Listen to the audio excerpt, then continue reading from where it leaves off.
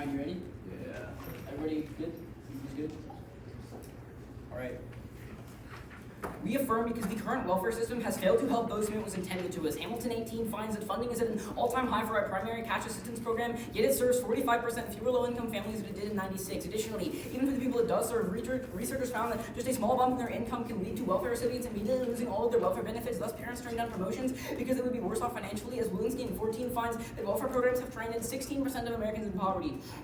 Thankfully, Wilder 17 explains that a UBI would drop the poverty rate from 13.5% to 0%, lifting 44 million people out of poverty, while also dropping the number of people living within 150% of the poverty line substantially. Kenny 15 explains that unlike the current welfare system, a UBI can circulate around and create a close to 3 times multiplier effect within the economy. Santez 16 explains that the multiplier from a UBI would be about 6.5 times larger than that of the current multiplier, and that's why Matthew 17 ultimately finds a UBI would end up growing the economy by 13%, increasing the amount of jobs by 4.7 million, and would decrease income inequality. Specifically, a UBI helps the American people in 3 ways. Contention 1 is intimate partner violence. IPV rates are high now, as NCABV 20 reports that nearly 20 people per minute are victims of intimate partner violence, adding up to 10 million people. Yet the numbers are likely even higher, as Garcia 04 finds that despite 25% of the population being directly affected by IPV, only 3% of instances are reported. We have an opportunity to ease the issue now, as Blocher 20 finds that despite these lots of literature that considers several explanations for why IPV is perpetuated, the root of the issue stems from financial insecurity. UBI is the best method to reduce financial insecurity, as Blocher concludes as a meta-study of global IPV that increasing income literally increases the chances of an abusive relationship ending. And Slotty 19 finds that the influx of financial resources allow women to gain leverage to resist or alleviate their abusive relationships, dropping violence by 66% across the board. Addressing IPV outweighs everything, as Duncan 07 explains that it is a prerequisite to creating non-violent culture. Violence in the house has impacts on future generations, as adolescents who grow up in violent homes are at risk of transmitting violence to the next generation. Contention 2 is automation. Furman 19 writes that AI is rapidly advancing, as AI-related mergers and acquisitions were 26 times larger in 2019 due to increased investment driven by the rapid increase in the capability of AI. Travelhar 17 writes that robotics may result in the substitution of the human labor force entirely. This is a very real concern, as College 17 finds that jobs that pay less than $20 or have less than 83% chance of being automated, and meanwhile 45% of total current jobs are at risk of being automated within 10 years. Specifically, Waterhall 17 writes that it is a unique problem, as the new jobs that are created will not be filled by people who lost their jobs due to automation because they don't have the skills to find them. But luckily, a UBI can stop these problems, as Furman 19 finds that a UBI would be the best solution to mass joblessness by ensuring a basic income floor for people, pulling the jobless from poverty, preparing for AI job crisis will be key. As Starkey writes in 2017 that once you pass 30% unemployment, the economy can do nothing but collapse unless the people have some sorts of income elsewhere, because demand for goods will be shattered. That would cause inflation to skyrocket, making money functionally valueless, and would cause the entire economy to cease to function. Additionally, Moon 19 finds that when the AI revolution hits, investors will panic, as uncertainty around the future jobs will make them doubt the long-term viability of the U.S. economy in an automated world. Frost 19 finds that recessions are caused when investor uncertainty because when investors panic, they pull existing investments and don't make new ones, slowing growth significantly. Frost finds that this was the biggest factor in the recession. Thankfully, the UBI would replace the revenue loss from the mass employment caused by AI. Starkey concludes that a UBI is the only viable solution to automation, meaning it could reassure investors and prevent mass demand collapse. Importantly, preventing this collapse could save millions, as the IMF writes that a recession would push 900 million people across the world into poverty as a result of interconnected events from the United States. Contention 3 is immigration. Holder 19 finds that a recent expansion of eligibility checks on means-tested welfare could cause the exodus of more than 26 million legal immigrants from the United States, or cause them to drop from the benefit programs which they rely on to stay out of poverty. This new rule enforces the idea that immigrants relying on governmental welfare systems would no longer be eligible for visa extensions, green cards, and governmental benefit systems in the future in order to curb immigration overall. This includes SNAP, SIS, Medicaid, housing benefits, and anything else, and thus millions could be in poverty, and those wishing to enter the country might not be able to. This bill comes into effect February 24th, and thus we must attempt to solve this before any of the effects can materialize. However, there is a solution, as a UBI would prevent the rapidly approaching effects of this, as Abraham 19 concludes that a UBI would cancel the effects this rule could have, as universal benefits mean the rule can no longer target specific populations relying on the system, and that's why states like California are willing to pass them. Thus, implementing a UBI can save the 26 million people from falling back into poverty or fleeing from the United States. Overall, today, Judge, you need to affirm. Can I say 26 million documented immigrants, and then it's going to be implemented on February 24th? What? There's 26 million documented immigrants that are going to be pushed out, and the second is going to be implemented on February 24th. Yeah.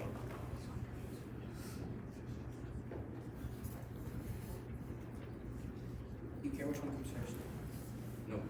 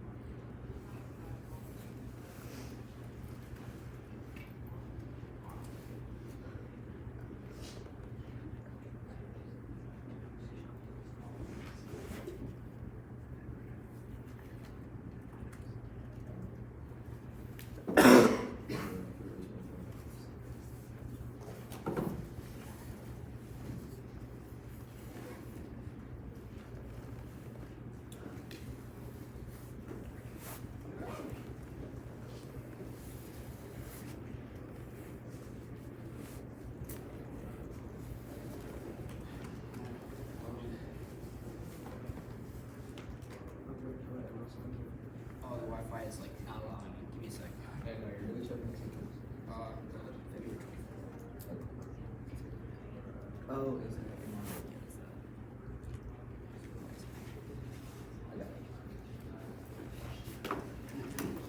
Here you have that. You need this.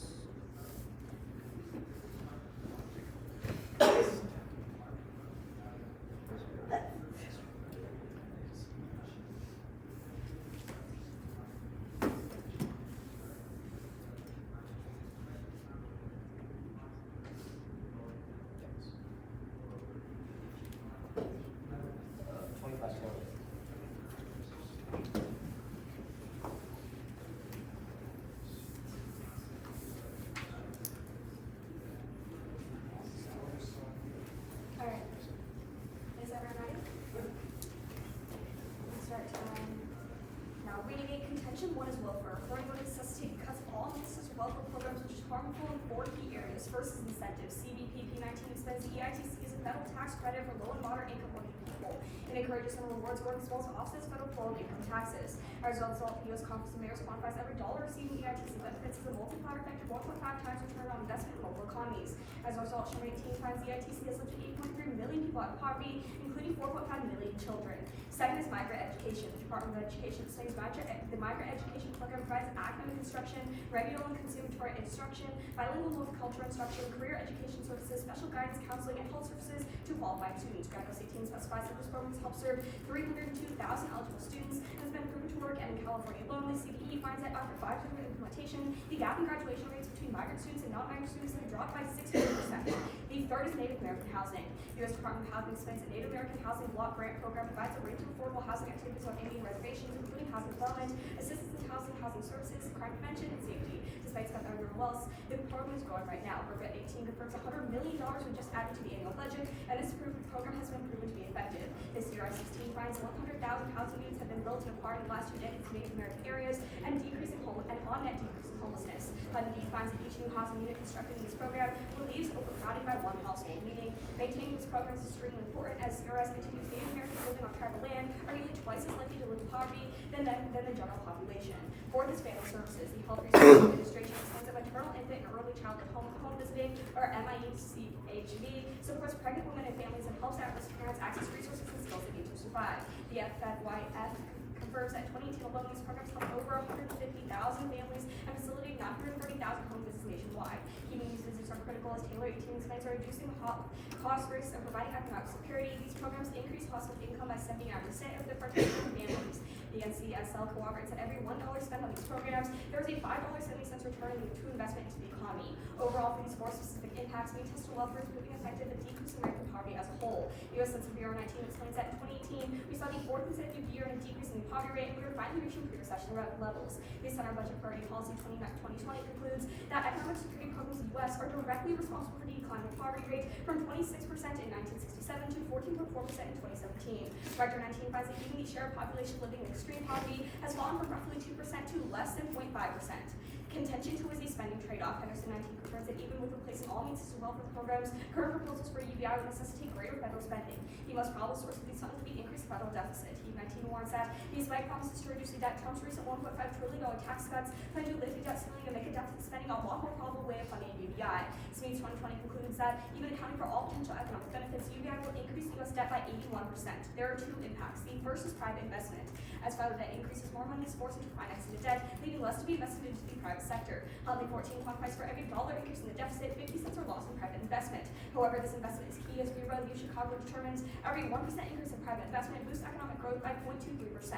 The second is corporate lending. Roberts 15 explains that government ecosystem's borrowing, financial intermediaries are forced to take on more of the government's debt, trading off their holdings on corporate debt. Ultimately, he concludes every 1% increase in government deficit causes corporate lending by 0.12%, thus hurting business formation. As Carvalho 17 writes, 75% of businesses get their initial funding from these loans, and 27% of businesses currently can't grow due to the lack of capital. Funding these are key, as Solanke 2012 quantifies a 1% increase in firms can reduce poverty by 2%, thus we negate.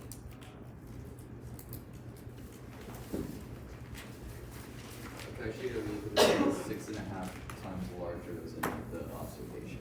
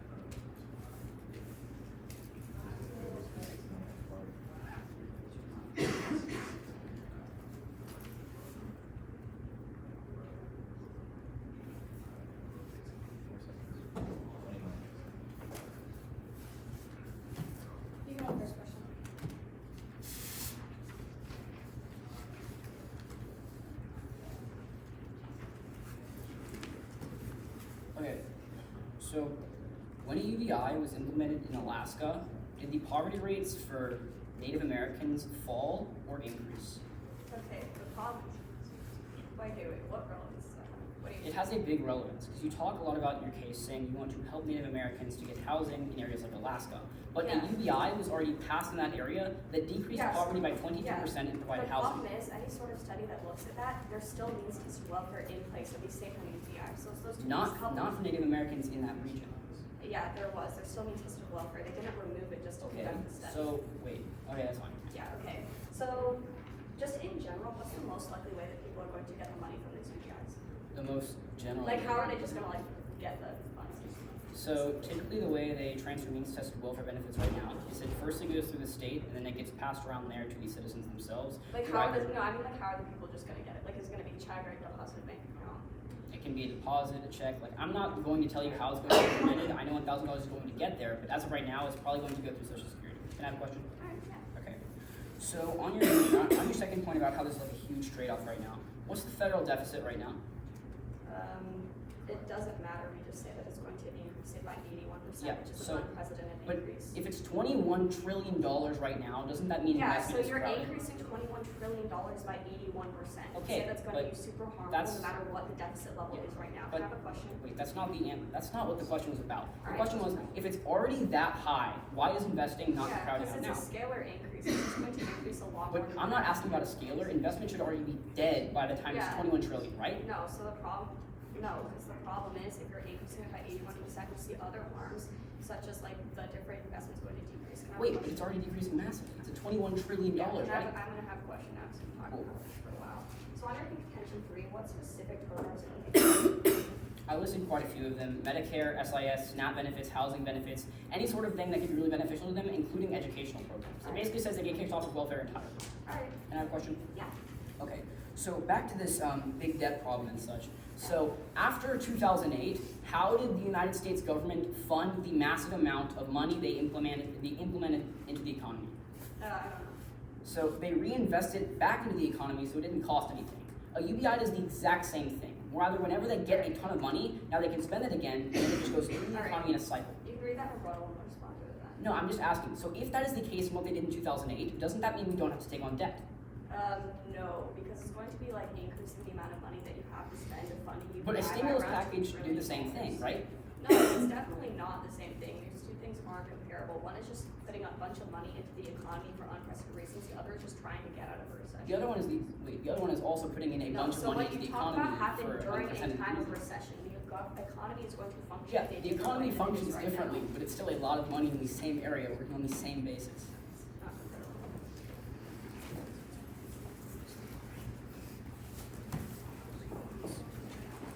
Actually, really quickly before you move on, do you mind if I see that piece of evidence that says we're going to be kicked off all programs? I've only read a case that concludes that.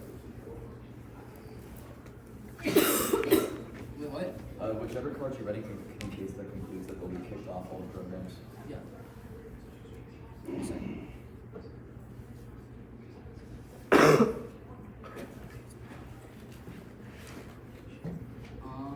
You wanted that they're getting kicked off the program, right? They'll be kicked off all programs. You want me to highlight like where? Yeah.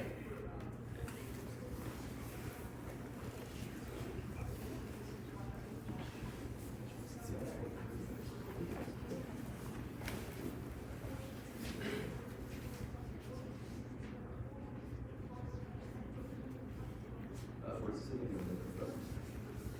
You just like highlight. We'll highlight whatever program case. Immigrants who receive could be denied. They get 18 Oh, okay, then.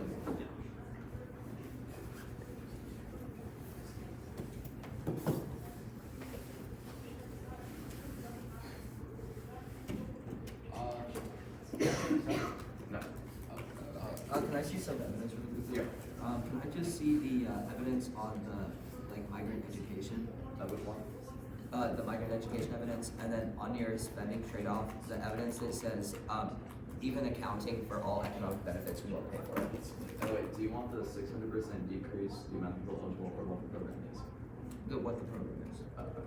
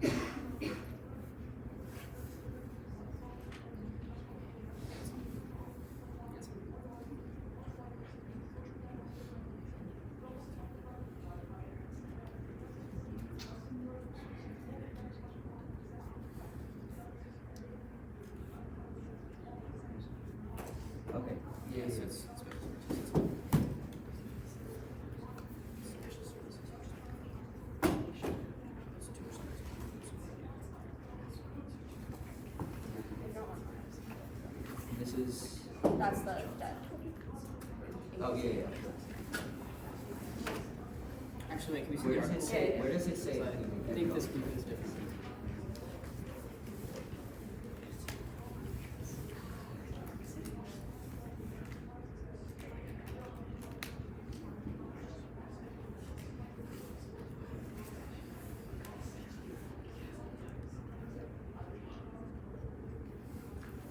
That's just what we say in case.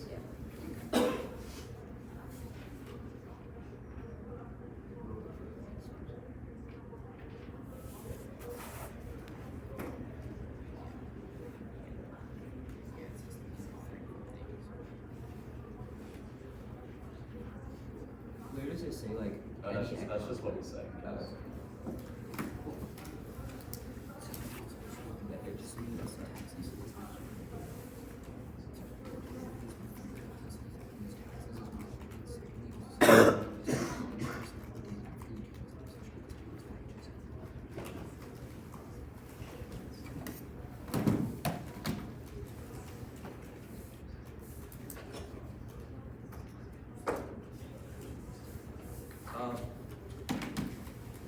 It's just gonna be down the Etsy.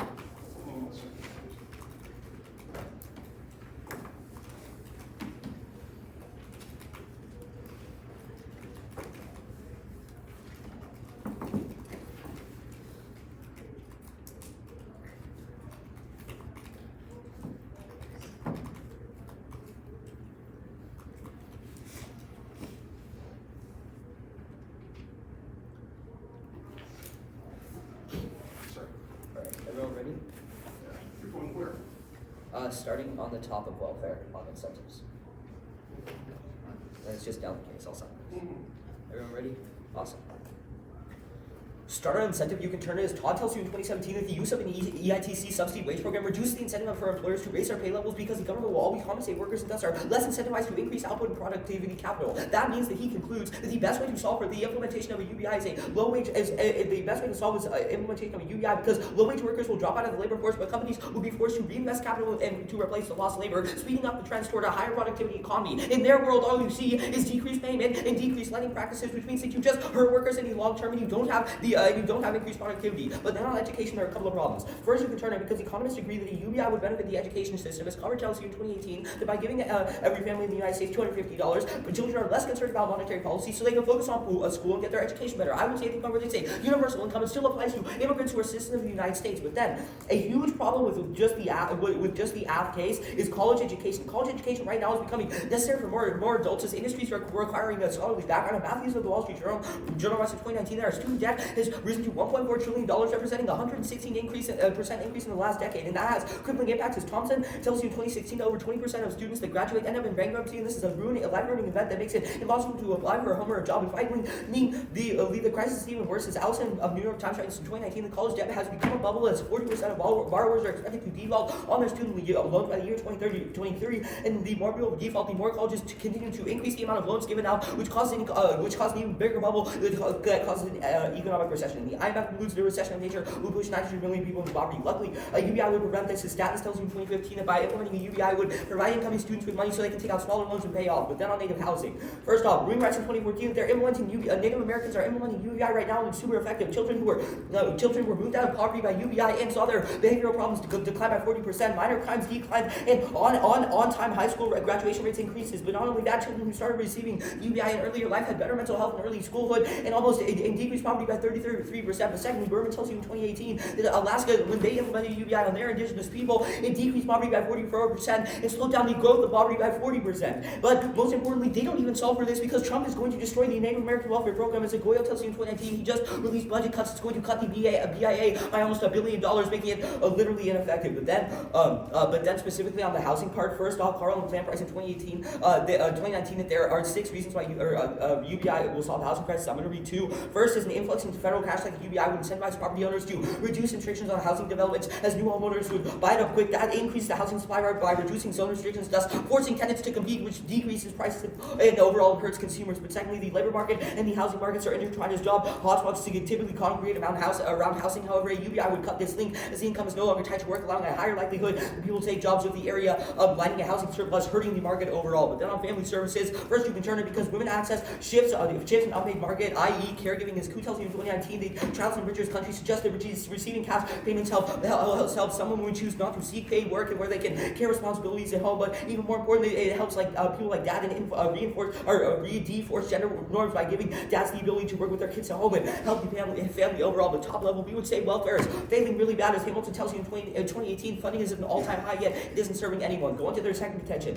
Start off with an overview. There are a lot of ways that the UBI can be funded, but the most probable funding mechanisms keep the rate below the eye-catching numbers. Stanford tells you in 2016 that the UBI of 12,000 just for citizen and 4,000 per child would likely be lower than the 3 trillion figure. In reality, it would be 30% of that, or 900 million just for the recrediting of tax credits used to fund the welfare programs. Family prices would be pushed even lower by consolidating safety net programs, which would drive the true cost much lower to a few hundred billion, make it completely affordable. Not only that, Jensen writes that you'll reinvest the economic benefits, which will actually help the economy overall, because the reinvestment in the UBI will help them. Their own evidence is supposed to spike this, doesn't even specify. But then on investments, there's no bright line. The debt's 21 trillion. We've been going up for a while. We should have seen investors leave. But then on lending, remember, when people invest in government bonds, they invest in green bonds, which is actually the private sector, which is really good. That literally short circuits their entire case.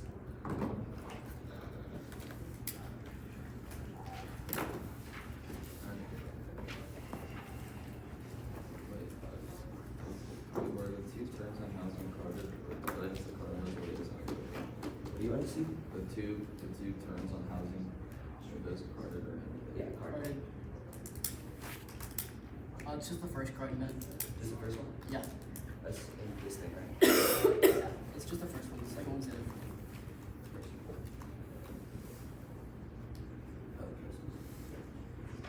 Do you want to see what we got for data?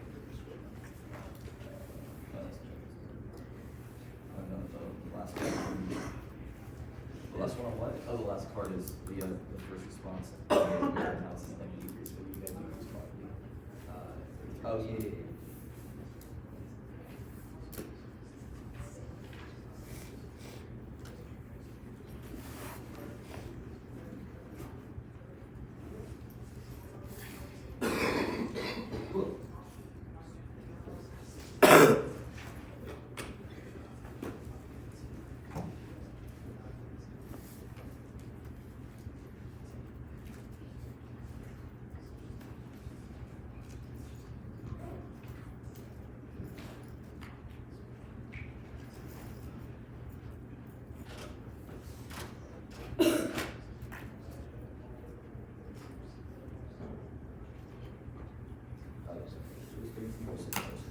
The poverty is the 40%. In a different part of the books.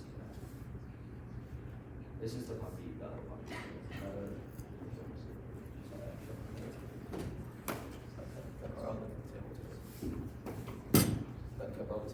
Oh yeah.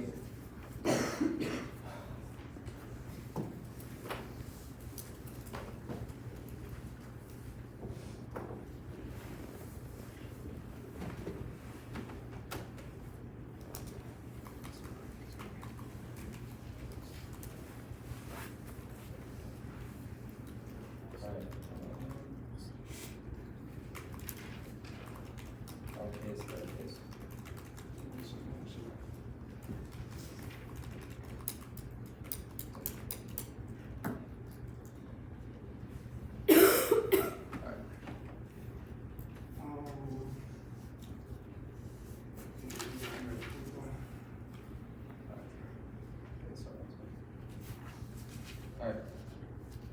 You're starting where, sorry? Okay, so.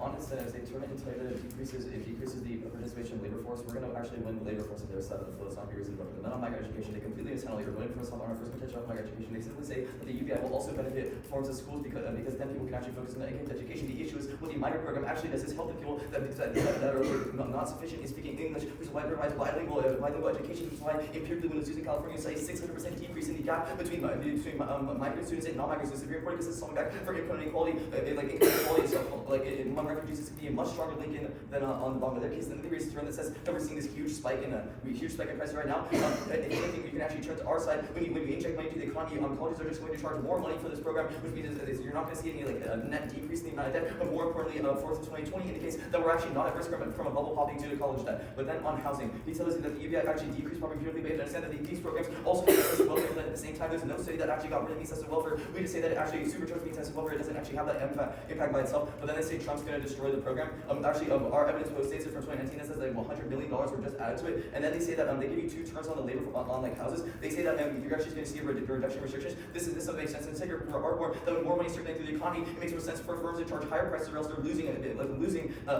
money on net because inflation, the inflationary effect that's occurring. But then they say that labor is an area of job, we're going to win labor on their case. Then on visits, they say we're also going to win on this front. They say that less work is going to be better. We can see that people are going to work less, but more importantly, the ETPS finds that 33 million people are going to leave the workforce, and empirically, there's been a labor force participation decrease by 14%. If anything, it's just going to devastate the American economy, which will just push these people greater into poverty. But most importantly, on our side of the flow, extend our impact's uniqueness. Poverty is decreasing right now. Their only cross allocation is that welfare spending is increasing. But you're going to for our rector card that indicates that deep poverty has actually fallen to 0% because of means-tested welfare programs. Actually, they read economy on our second intention. I'll cover that in their case. At the top of their case, at the top of observation, they give you 2 reasons why means-tested welfare is bad. First, they say is they actually see an increasing amount of money going to low-income people. We can see this, but the issue is this is because it's on net less low-income people. That's because deep poverty has fallen from 2% to effectively 0 in the last 2 decades. But more importantly, any poverty measure does not take into, according to Hector in 2018, any poverty measure does not take into account the fact that people are actually receiving means-tested welfare programs, so there's actually overestimating that people in poverty. The second thing is a decrease in incentives. The issue is there's a multitude of other programs that like the EITC, for example, that at least promote them to increase their income if anything, to staying out of poverty there, even if you're not seeing completely get out of poverty.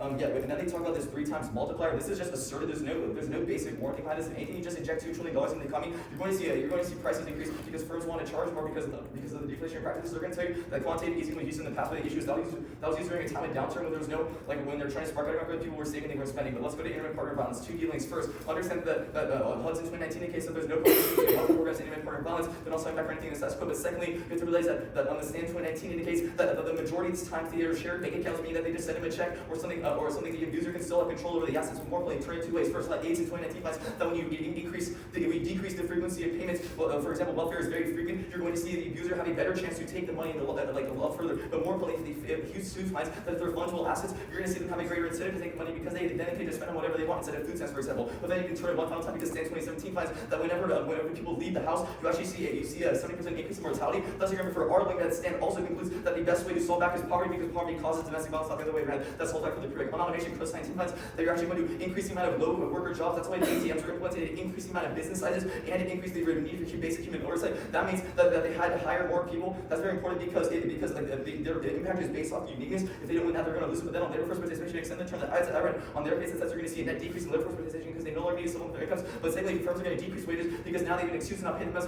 much. But secondly, Greenstein finds that people are receiving on net less, which means that they have less. They're more desperate. But they're not immigrants. They miscite. They simply say it doesn't say that. They actually do not say. All right, I have 5 seconds. It simply says it doesn't say they'd be kicked off the programs. It just says that they're not gonna be able to get permanent residence. If anything, it's just promoting people to have permanent residence in the long run.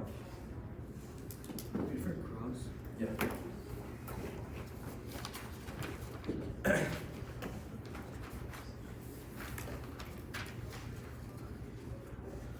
I have the first question. Yeah. Okay. So you tell me there is, or actually, let's go to IPV, right? Well, which one? IPV. So you tell me that when we give them money that they don't have to spend on certain things like welfare, it increases abuse, right? Yeah. Okay, so should we just not give women money? No, the Stan 19 evidence indicates the best way to solve that for this is by reducing poverty, which is the root cause. It's not that Okay, domestic how are you violence gonna reduce exists by itself. No, well, we're not going to say that. Well, actually, we reduce poverty with the uniqueness that you concede on our case. There's no poverty decreasing around because it means that's welfare programs. But also, Wait. Isn't more that just importantly, giving them money? What? Isn't that just giving them money? No, it's not, because of the two, like the uniqueness for the two terms I read is that A, the payments are more frequent, which just means a person can access it more because the abuser is less, like, doesn't know as much when they're coming. But secondly, it's an infungible asset, which gives the abuser less of an incentive to take it. Okay, so how do you suggest we fix the problem? I say we don't make it worse, and I say it's being solved right now. Can I have a question? So IPV is just like being solved right now. Yeah, poverty is decreasing, and extreme poverty has gone to zero. So in the last IPV 2 is no decades. problem. We're good, right? I'm sorry, what? So IPV just isn't a problem. Oh no, we're gonna extend the terms if we don't fill out. So IPV is a problem right now. Yes, right. Yeah, but it's decreasing. But you're gonna Okay. make it So worse then how does your world make it better? by keeping the world that's making it better by not changing. But you just policies. conceded that IPV is bad right now. But it's so if getting IPV is better. bad right now, what do you Wait, fix? it's getting better How? because you concede our uniqueness on our first contention that Dude, I welfare don't programs concede related to anything. decreases You don't poverty, which we understand. read the stand evidence says that is the root cause. But I'm gonna take a question.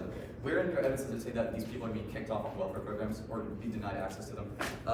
Where? On your third contention. On our third convention immigration. Does it ever conclude at any point say that these people will be denied Yes. access to these programs? Yes. Where does it say that? Can you read that direct text first? Because what it actually says Dude, is I that can read people the on these programs are not going to receive the same access to permanent Dude, citizenship. I cut the card. I can Alright. assure you it's better. Like It y'all- actually- the judges can no, all right. More importantly, let's talk about what it actually says. It says that people reliant on these programs will not be able to access permanent residency as well as before.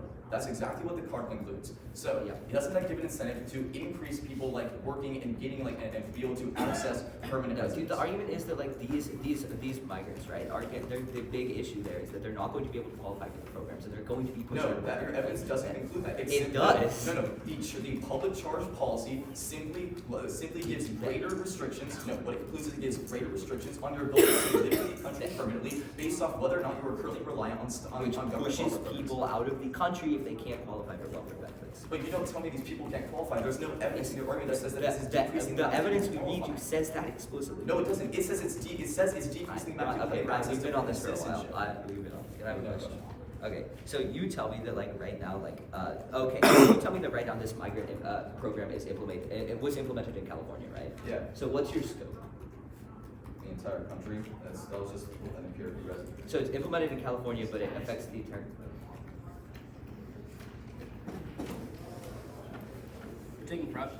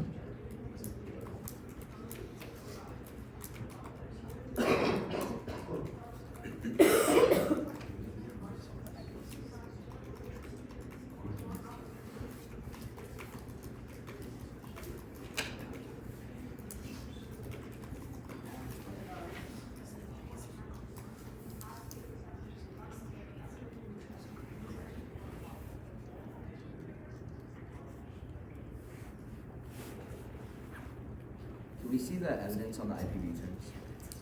Which one? 70% increase in mortality. Yeah.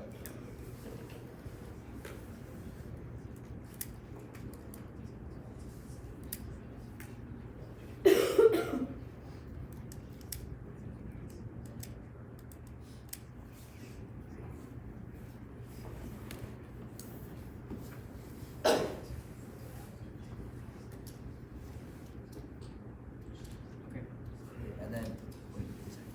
that's fine. Can I see the D-link about like no welfare, the one you read at the top of IPV? Yeah.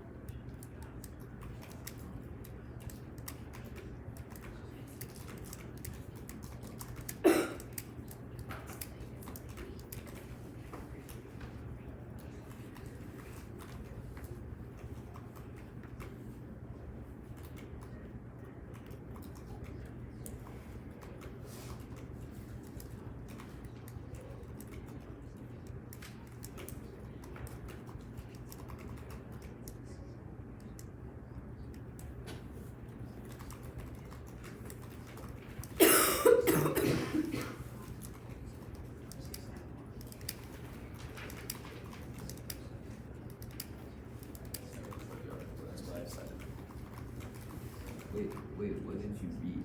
Like the whole paragraph? No, just the what I highlighted right there. Okay. Okay. Cool. Wait. Can I just Wait, what did we call for? Wait, no, yeah, I just want to. There's I no did not correlation think between that welfare and was domestic violence. That, Or do you want the bank accounts to? that's fine. You are good. Wait, can I just say that again? Wait, I'm kind of confused what it said. Yeah, this is no correlation between welfare recipiency and domestic violence. Okay. That's Wait, that says. cool, Ryan. Cool.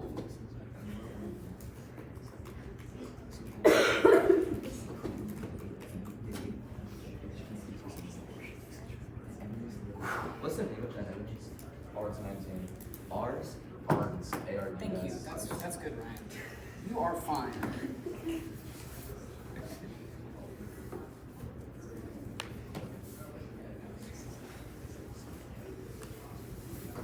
All right. Is everybody ready? It's just gonna be down our case way. Down your case, down your case way. It's gonna be af neg way. Got it.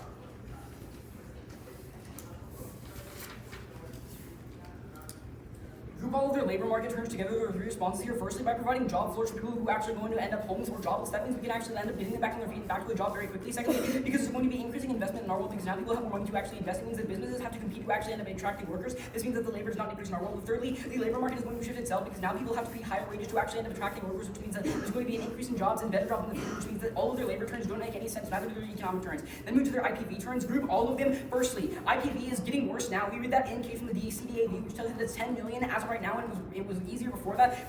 But that means that welfare is failing now. But secondly, in the case that welfare is actually going to welfare or UBI is going to end up stolen from them, it means that they're more likely to actually end up leaving the partner because they see they're toxic. But thirdly, in the case that it is joint bank accounts or whatever it is, it's just a linear increase. Whatever increase is going to happen, increase the leverage that they end up leaving the relationship. Move to immigration is what we're going for. They read one response basically saying we're not going to end up kicking them out. The holder evidence tells you that as of right now, immigrants, like 26 million legal immigrants in the United States, are going to have their visas removed. They will not have green cards anymore, and their eligibility as immigrant statuses will change. It's not that they're going to get kicked out of benefits, it's that they're going to get kicked out of the country. That means that the benefits are going to end up getting problematic, and 26 million people would end up being in poverty. That gets passed February 24th, which means we have an instant access to the link. But secondly, the Abraham evidence tells you that as a direct result of this, if we pass the UBI, they can no longer target these immigrant populations, which means it doesn't get passed and it has no effect. But you get this clean link into 26 million people. That at least for two reasons. Firstly, immigrants make up 10% of the overall economy right now. By removing them, it causes a huge market problem, and as a result, any of their economic problems whatsoever or any of their welfare impacts don't have any effect on economic crashes. But secondly, in the case you're going to hurt the most marginalized people, which are immigrants right now, by kicking them out of the country, it only enforces the idea that marginalized people are going to be hurt the most. Move to their case, there's still quite a few problems here.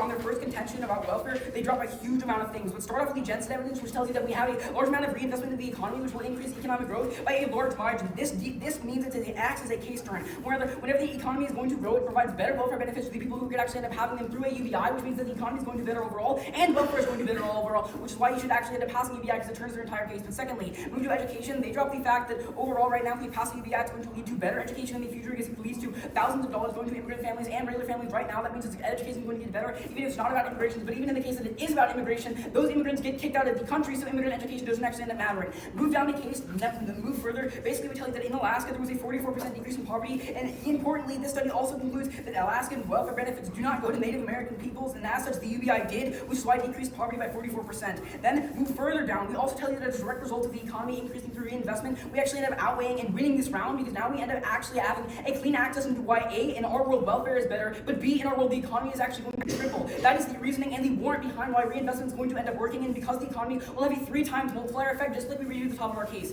That means the economy is going to get better in our world, so is welfare, and we save 26 million lives along with running the economy. And then move further down, welfare is going to be really problematic because right now it's trapping 16% of the people in poverty. That is empirically true, and along with this, move to their second contention. Firstly, they drop the overview, which tells you that as of right now, it only costs $539 billion because the taxes have passed for welfare, and they drop the bright line of $21 trillion. This should have already happened. Yeah, I see 26 million again.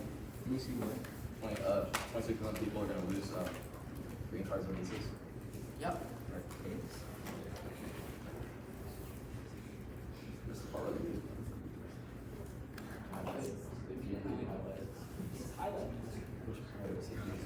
It's not a very big part. It's just a line. It's in a London font. It's very different.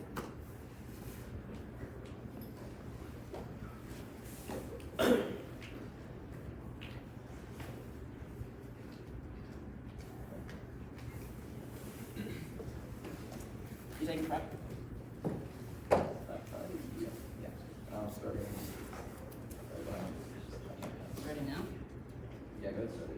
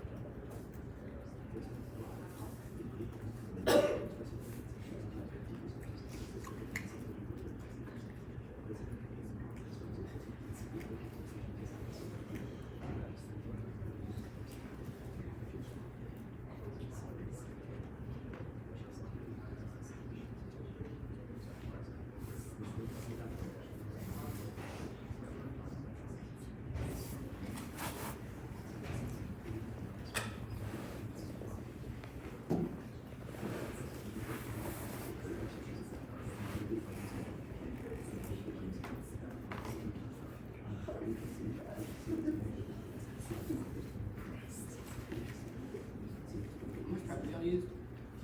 1 minute 57 seconds. Yeah, before that. I'm pausing your timer. Before that. 30. Okay, cool. Alright, keep going.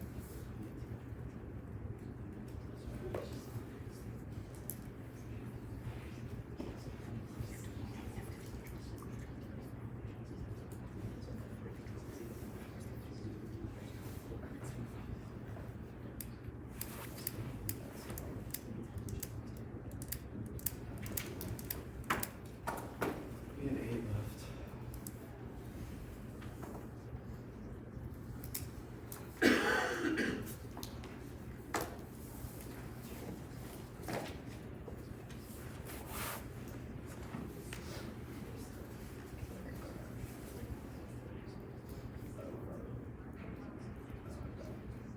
Alright. I'm going to start on our case and then go on to this. Is everyone ready?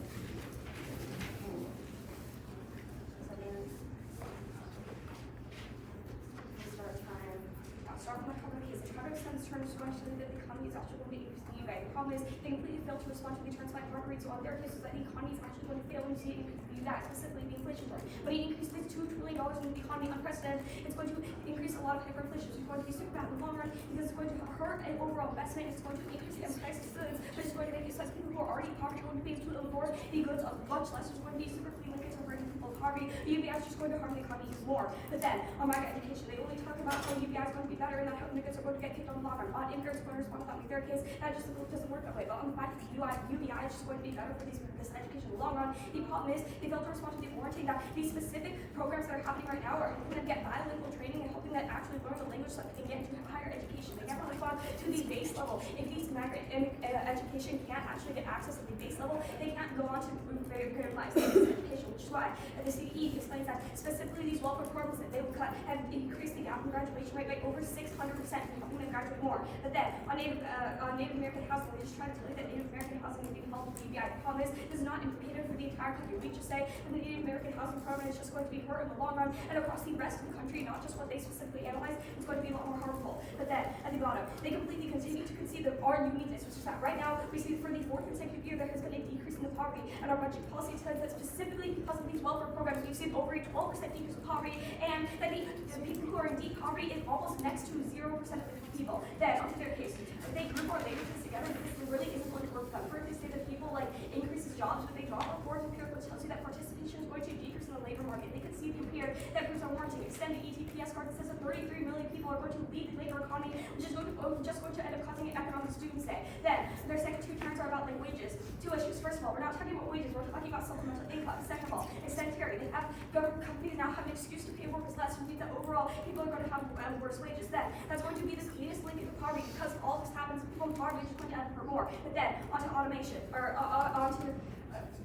So that onto domestic violence. They try to have this very conceived the turn that people are going to actually leave the house. But the problem is they fail to respond to the final turn that my partner reached that tells you that if you don't solve back for the root cause, which is poverty, we're just going to see that there's a 70% higher chance that the victim is just going to be murdered by their abuser once they leave the house. They don't ever respond to this. We're just going to extend this impact. But then onto the bottom part, we're talking about immigration. Realize that their card literally doesn't actually say that. What their card tells you is that immigrants who are currently on welfare can't get citizenship. It doesn't at all talk about them going to be losing welfare or having any sort of negative benefits. They drop the warranty. This is increasing labor participation, and it's saying that in the country, overall in the country, if the economy is hurt more, we're going to see people hurt more. Overall, we link into all these arguments because we have the cleanest way of impacting into keeping the decrease in poverty right now. Any risk of having an increase in poverty, such as all the economic harms and all the turns, is going to be reasonable for us because we don't want to risk changing the status quo, which is working for us right now. All right, you guys ready for draft? Yep. You guys can go. You guys can go. Yeah. Okay. I have a really big. This is like really confusing for me right now. Yeah. So, if an immigrant loses a green card, a visa, or their immigrant status changes, doesn't that mean they become an illegal immigrant? No. Because It doesn't. No, the issue is. Because they revoke their citizenship. No, the issue is A, doesn't say that that's explicitly going to happen, but B, you drop. It does say that. It also says that I'm they'd gonna rather. finish. I'm gonna finish. I read this in rebuttal. We said in summary. This will only increase labor force participation because we actually said what your card says it says. It says that people that are reliant on these benefits are going to face more stringent regulations when becoming permanent citizens because they want to decrease their dependency. That is not what the card says. Actually, let me look, quote. it does. And I quote, immigrants who receive welfare benefits could be denied green cards, visa extensions, and immigrant status changes. Wait, that's regardless of people- eligibility, wait. 26 million immigrants who drop out of Simon, benefit dude, programs That's rather so than risk specific. Dude, deportation. that's so Simon, specific. That's what you just That's said. like literally do, like yes, I do. People I do reliant on these programs will face more stringent regulations. We They will conceded that. they will lose their it- immigrant no, status it doesn't and say they're leave gonna be the country. deported. It They would doesn't- rather drop from these programs than be deported. Listen. Even if you are going to just extend that straight through our, you have to realize that we gave a response in rebuttal that went unresponsive to extend through summary. This will increase their motivation to get off of these programs. Okay, wait, that's a big question. So if they're out of the This is a country, big question doesn't that because mean they can't have jobs in the This is a country? big, wait, no, it doesn't. It If doesn't. they're out of their country, Wait, they so can if still they're out have of the jobs country, in they can America. have. Where does it say they're being deported? Okay, so Yes, if I'm in El Salvador, can I have a job in America? Yes. I can. What? In No, El wait, Salvador, bro. like where? Like what Okay, can I have? Wait, we're devolving from the outside. I'm We're just not trying to evolving from understand. anything. It's really confusing, right? Yes. Alright. We're devolving from the outside and turning to like Okay, cheap so jokes. explain it to me. Yes. These people are reliant on these programs. What the public charge fund act does for your evidence is to anybody dependent on these programs, it increases your difficulty becoming a permanent citizen.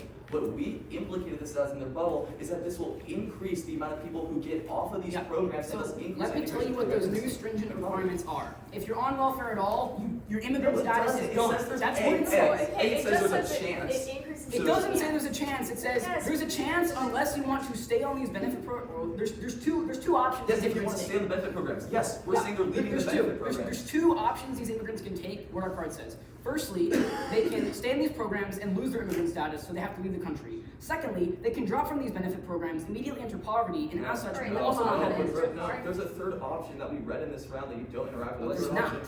What's the third option, Ryan? Yeah. Third option, but Listen. I read a rebuttal and extended summary is that these people are going to get off of these programs by like getting high, like by going into the labor force. It's just Yeah, increasing. but But wait, they don't that's have a really, job. really weird. So if they Why is it drop weird? out of these programs and they Oh, wait, no, but wait, poverty, we're or saying- they leave the we're- country, yes, how I do they agree. job? Alright, we'll take that.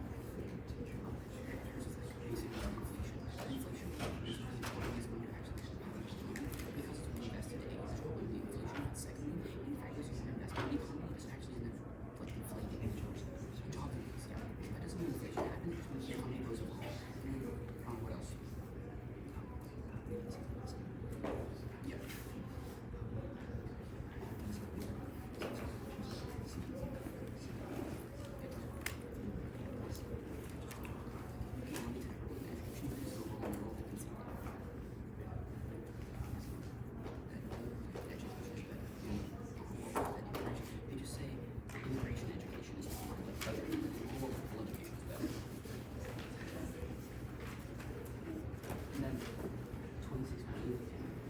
All of the jobs. Yeah. Okay.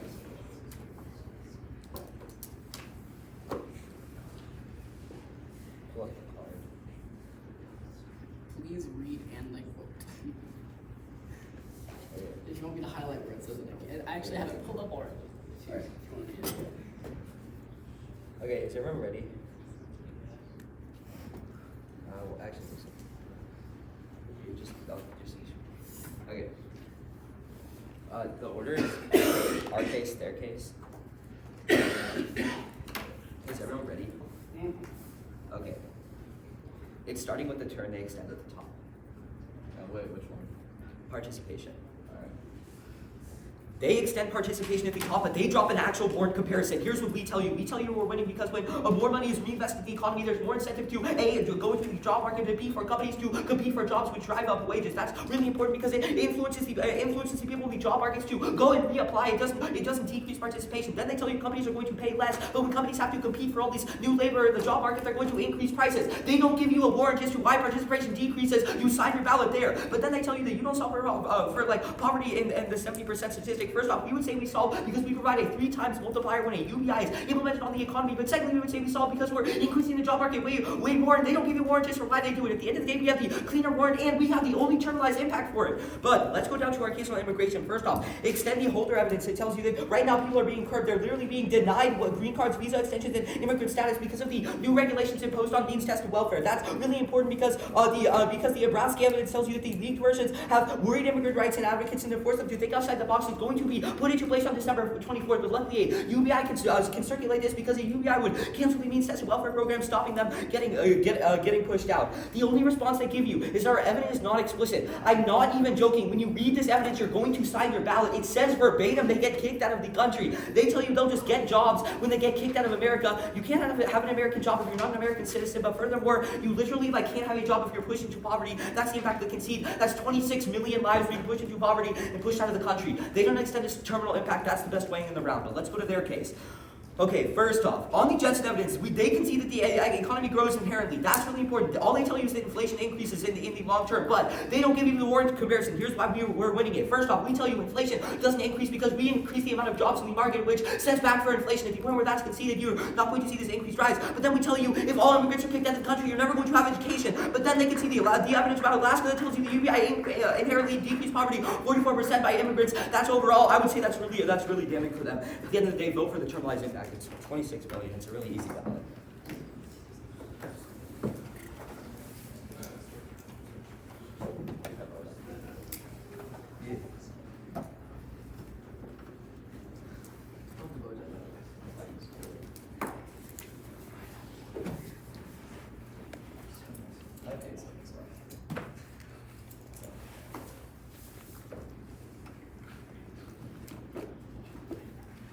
I think that's not. I'm at 6. Oh, sorry. You keep going. You can take 4 more if you want. I'll give you some extra time because I know. Let's start like that. Yeah.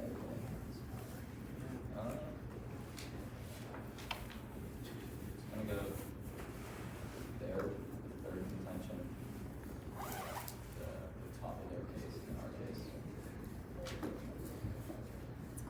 Yeah. Alright. Even if you don't like my analytic, you have to vote for it. It's conceded in the summary speech, and they still mishandle it in the final focus, even though explained it in the crossfire. This book is in effect on February 24th. All everything talking about is not being happening. Instead, for our warranting that since there will be more stringent regulations on people dependent on these programs, it's going to increase their incentive to get off these programs by joining the labor force and lifting themselves out of poverty. That's why briefly work requirements have worked. This is conceded in the round. They simply did their only response because in the final focus is weird blip that if you're out of the country, you can't go into the labor force. People aren't out of the country right now. It's per their own extension. It's going to be implemented on February 24th, and they have time to do so. But more. Yeah. it's conceded. You can't vote out this argument. Also, it doesn't even conclude that they're all going to be kicked out of the country. Just says they have a chance of like less stringent regulations. We conceded that. That's our link. But now, go to the top of their case. They mishandle a lot of things. First, they say they just blindly extend the fact that you're going to see like an increase in wages, but both sides give you a warranty here. Even for our analysis in the summary feed assistance, both sides have warranty for the empirics. When the UBI said that labor force participation decreased 14%, since the empiric crews are warned that people will have a supplemental income and not want to work as much, that is going to access us to ETPS, and since 33 million people are going to leave the workforce, that's going to devastate the American economy. That's going to be a very easy way to vote. Well, let's head over to our case. At the top, they talk about growth, and they say they're going to solve back for growth by increasing the amount of jobs. That's like A, new analysis they found focus, but B, we win the ETPS evidence pretty clearly because of our empirical analysis, which means that we're also going to see that inflation increases. This inflation response is dropped in these summary station and very mishandled. A, when you see like the price inflation, you're going to see the economy get hurt, and it's going to roll back any possible benefits because even people have more money, they're spending more money on programs. It also hurts the poorest people the most. At any rate, the place of most rent is going to be on our second contention of education. They very much mishandle the link wing against their last contention. We say that solving for education is going to be prerequisite for having successful lives in America. That's very important because right now you know that bilingual training is a lot of people that's allowing them to decrease the graduation gap. That's very important because that solves back for the first thing. About anything on the on our impact. I said there's an easy place to vote a lot of times. This one's the easiest. It's conceded in the round. We give you the risk analysis that if you believe there's any chance of increasing poverty right now, since the trends are decreasing it, you negate right there. That's dropped, and we have a 4 piece of offense.